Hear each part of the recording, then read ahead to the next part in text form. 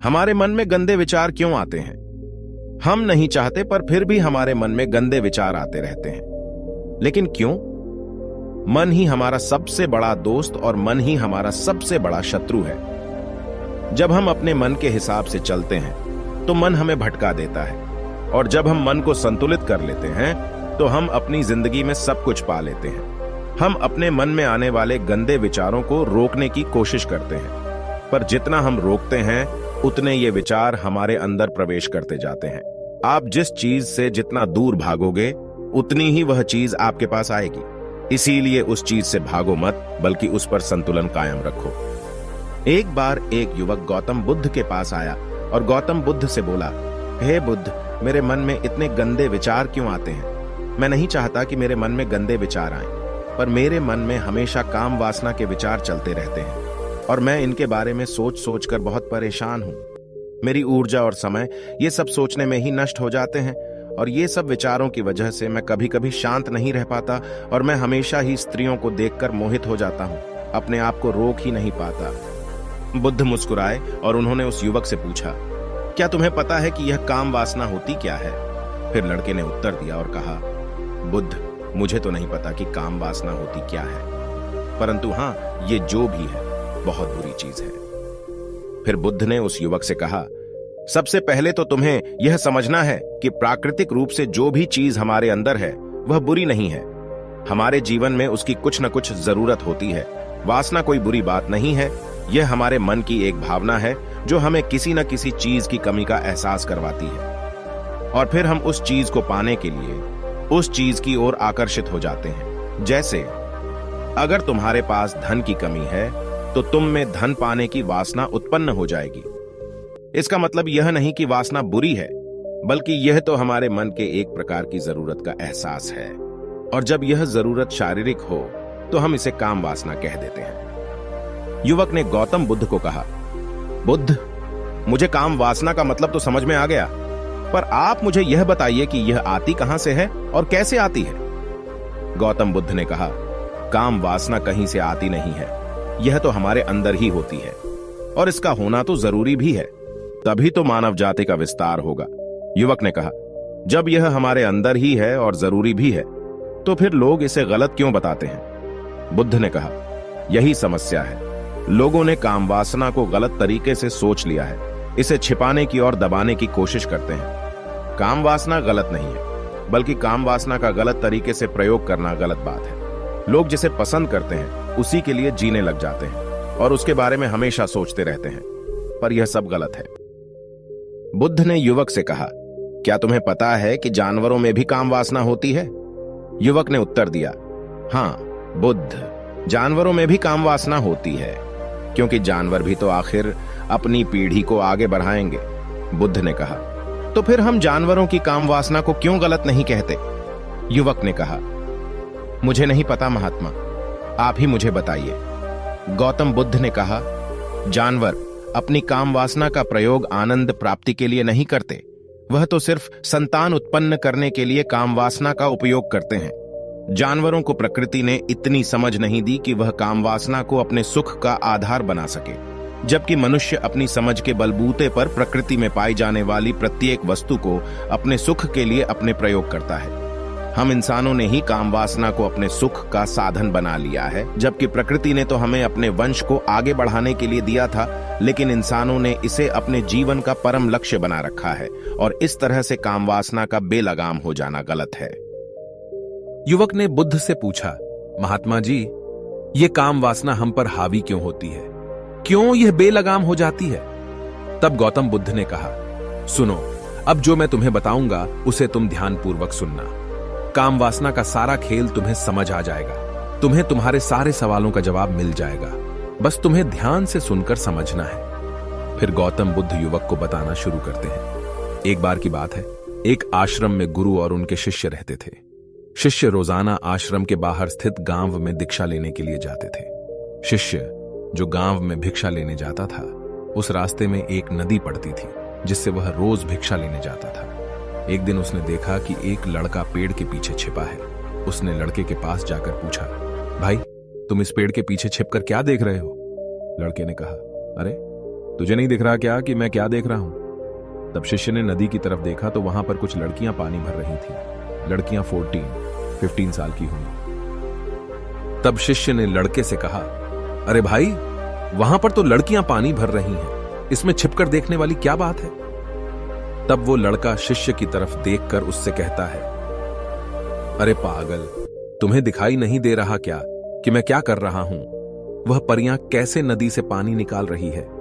जरा उनकी अदाओं को देखो, उनके कोमल शरीर को देखो, उनकी पतली कमर मटके को उठाते समय कैसे बल खाती है, और उनके बाल उनकी कमर पर कैसे लहरा रहे हैं, मानो सुंदरता बिखरी पड़ी हो। शिष्य फिर नदी की तरफ देखता है और इस बार वह देखता ही चला गया। अभी तक तो उसे कुछ भी नजर नहीं आ रहा था और वह बिल्कुल निर्भय था।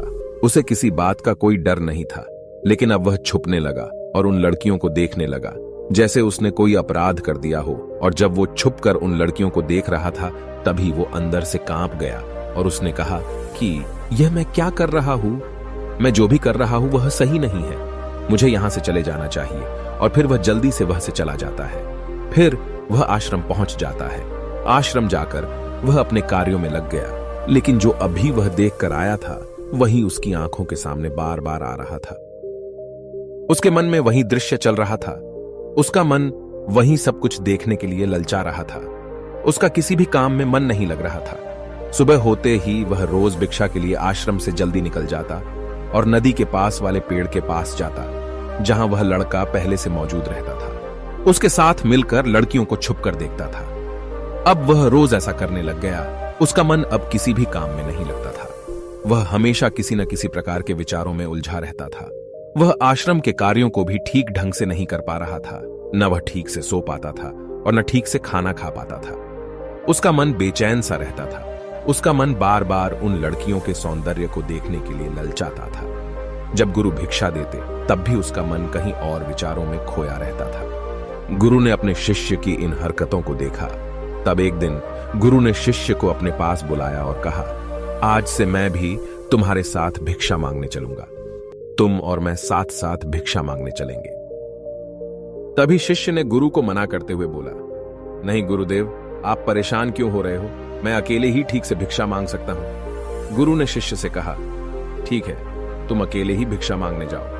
इसके बाद शिष्य भिक्षा मांगने निकल गया। शिष्य के जाने के बाद गुरु भी आश्रम से निकल गए और शिष्य का पीछा करने लगे कि वह कहां जाता है, किससे मिलता है। यह सब देखने के लिए उसके पीछे पीछे चलने लगे।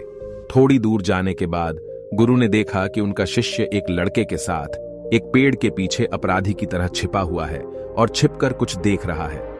गुरु भी अपने शिष्य के पीछे जाकर खड़े हो गए, यह देखने के लिए कि आखिर उनका शिष्य क्या देख रहा है, जिसके लिए वह पेड़ के पीछे अपराधियों की तरह छिपा पड़ा है। गुरु ने देखा कि उनका शिष्य पेड़ के पीछे छिपकर लड़कियों को देख रहा है जो नदी से पानी भर रही है। तभी गुरु ने शिष्य से कहा, क्या तुम लड़कियों से भी भिक्षा लोगे? गुरु की आवाज सुनकर शिष्य का मन घबराया और उसके पसीने छूटने लगे।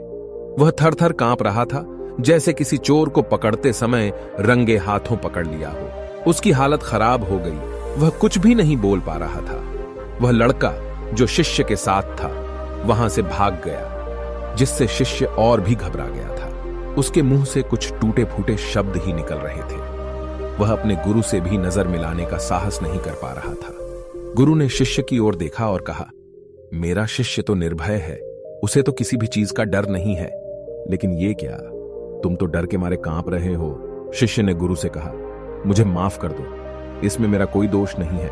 उस लड़के ने मुझे बहका दिया था, लेकिन मैं आपसे वादा करता हूं कि आज के बाद मैं कभी दोबारा ऐसा नहीं करूंगा। मुझे माफ कर दो। गुरुदेव ने कहा कि कोई बात नहीं, पर इस बात का तुम ध्यान रखो कि हम जैसी संगति करते हैं वैसा ही फल हमें प्राप्त होता है। हम जैसे संगति करते हैं उनके विचार हमारे अंदर प्रवेश करते हैं।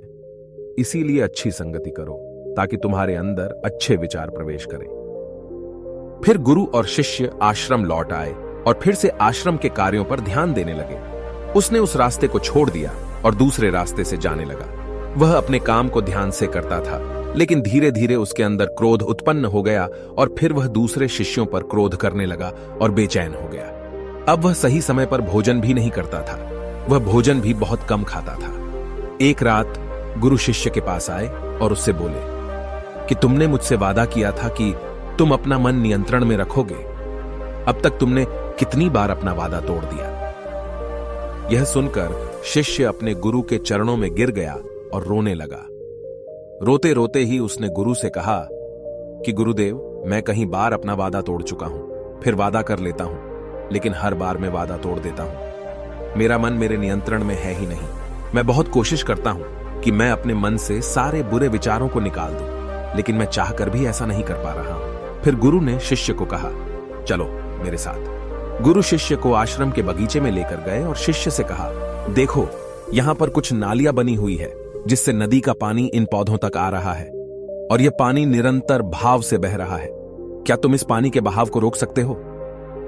शिष्य ने कहा, हां गुरुदेव, मैं इस बहाव को रोक सकता हूं। फिर शिष्य ने मिट्टी उठाकर उस नाली के छोर पर डाल दी। वह पानी थोड़ी देर के लिए रुक गया और फिर थोड़ी देर बाद उस रेत के ऊपर से पानी आया। गुरु ने शिष्य से कहा, अरे ये क्या, ये पानी तो रुका ही नहीं। फिर से उसने कुछ कंकर पत्थर उठाकर उसे नाली में डाल दी और फिर थोड़ी देर के लिए पानी रुक गया, लेकिन फिर थोड़ी देर बाद ही उन कंकर पत्थरों के ऊपर से पानी निकल आया। गुरु ने कहा, शिष्य यह क्या हुआ?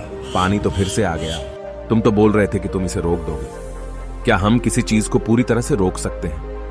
तब शिष्य ने कहा, कोई बात नहीं गुरुदेव, मैं इस पानी को तो रोक कर आपको दिखाऊंगा। फिर उसने एक बड़ा सा पत्थर लेकर आया और उसे नाली पर डाल दिया। पानी रुक गया। तब शिष्य ने गुरु से कहा, देखा गुरुदेव, मैंने कहा था ना कि पानी को मैं रोक दूंगा। मैंने पानी को रोक दिखाया। आपकी बात मैंने पूरी कर दी। गुरु मुस्कुराए और बोले, अच्छा जरा ध्यान से देखो, पानी रुक गया है क्या? वो तो पीछे की नाली तोड़कर बाहर आ गया और अगल बगल से बह रहा है। और ध्यान से देखो, इस पत्थर के आगे भी आ गया और यह पानी अपना रास्ता बदलकर फिर से आगे की तरफ बह जाएगा। फिर थोड़ी देर बाद ऐसा ही हुआ। फिर गुरु ने शिष्य को समझाया, तुम्हारे साथ भी तो ऐसा ही चल रहा है। तुम बार बार प्रयास कर रहे हो, बड़े से बड़ा प्रयास कर रहे हो, पर हर बार तुम्हारा प्रयास टूट रहा है और यह हमेशा टूटता ही रहेगा। यह पत्थर तुम्हारा प्रयास है और यह पानी तुम्हारे विचार। तुम कितना भी बड़ा पत्थर रख लो, लेकिन पानी तो अपना रास्ता बना ही लेगा। यह देखकर शिष्य ने पूछा, हे गुरुदेव, क्या कोई तरीका नहीं है जिससे मैं गंदे विचारों से बाहर निकल सकूं? गुरु ने कहा, एक तरीका है।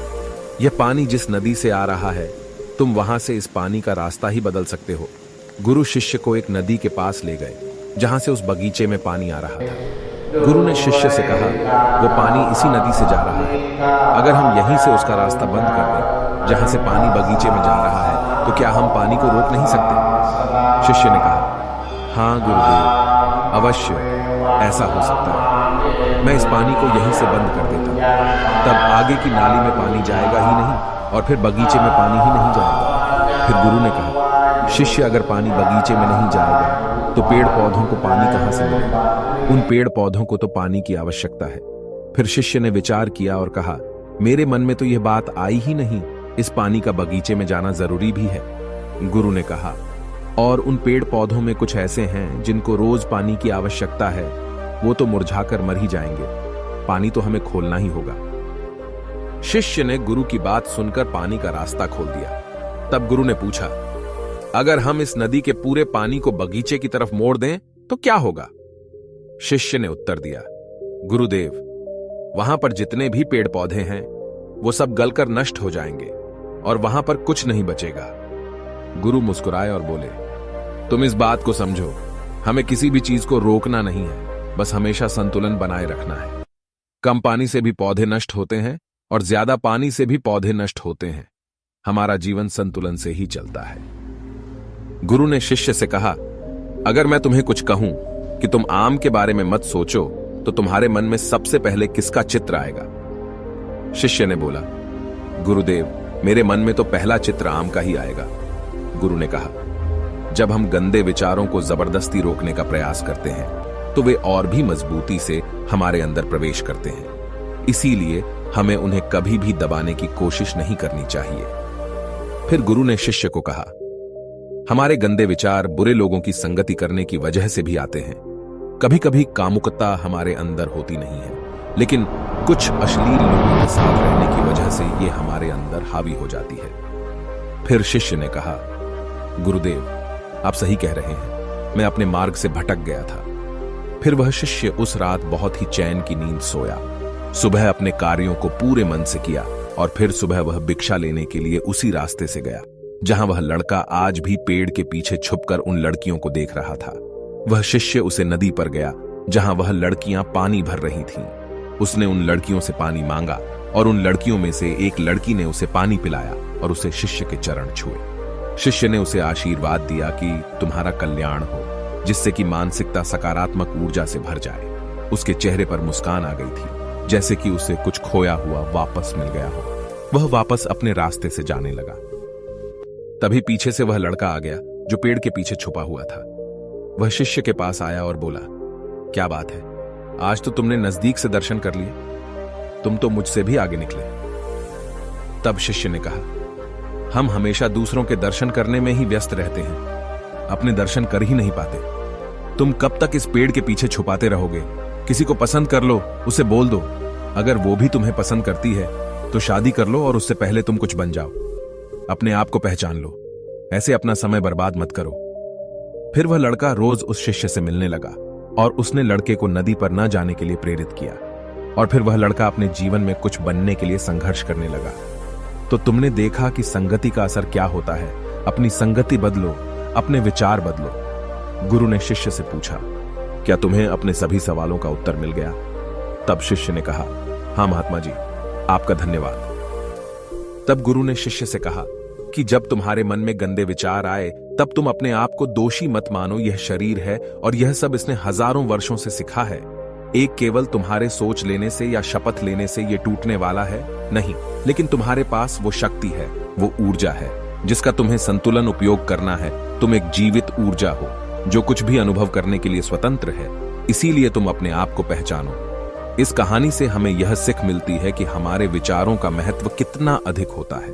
हमारे विचार ही हमारे भविष्य की दिशा को निर्धारित करते हैं। हमें सकारात्मक विचारों को अपने मन में पूरी शक्ति के साथ अपनाना चाहिए ताकि हम सही दिशा में आगे बढ़ सकें।